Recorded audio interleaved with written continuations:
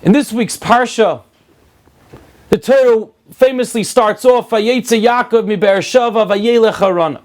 And Yaakov leaves Beersheva and goes to Haran. What's the purpose of telling us he left here, went here? It's the Rishonim. The commentators discuss it. But one pshat is given is because he was scared. And Yaakov needed to prepare himself in Beersheva in order to deal with Haran and all those family members, and perhaps the atmosphere that was not conducive to growth and spirituality. He had to deal with it to prepare himself beforehand. And Yaakov now takes this trip, and according to some, he was already in Haran when he realized, Oy, I've missed such an opportunity of praying at Har Moriah, at the mountain which is going to future hold the Beis HaMikdash, the Holy Temple. And I could have prayed there like my father and grandfather did. But I didn't. And he started going back to that area. And what Hashem did was, he moved the mountain of Har Moriah, Yaakov turned, and it was right there in front of him. Now this is interesting. Usually when you have Kfitzas HaDerech, which means the path, our journey jumps, and as Hashem has done to many, many tzaddikim, righteous people, is that He makes the journey a lot quicker. Instead of it taking 2 weeks, it took 2 days. But over here, it's something different. Here, Hashem moved the destination towards Yaakov.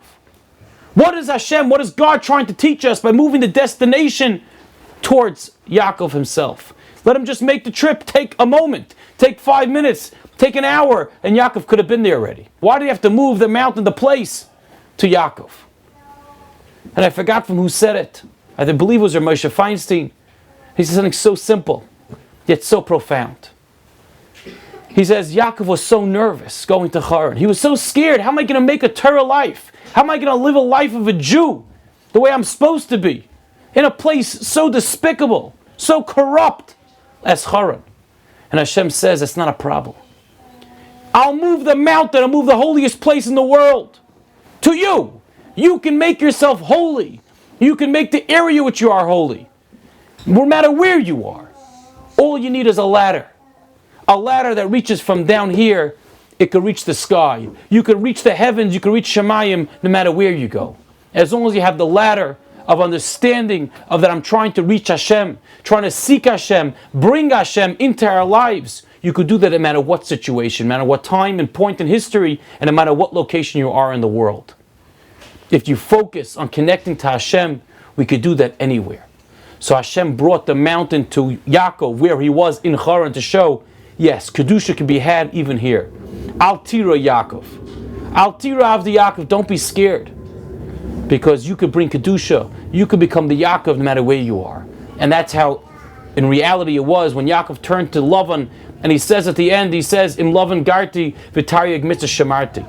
I lived with Lavan, one of the lowest that existed. But I kept all 613 mitzvahs, I kept the Torah perfectly. Because he learned from that lesson, I was able to keep the Torah and have the holiness and understand what it meant to be a spiritual Jew, even in the most decadent society of our lives.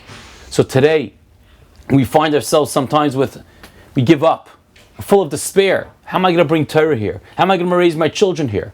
How is it possible to be spiritual and growing in a place where it's the exact opposite? How can it be selfless when everyone's being selfish? Build yourself a ladder.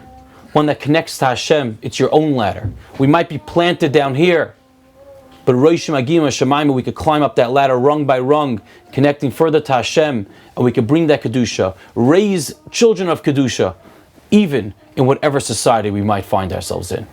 Have a wonderful Shabbos.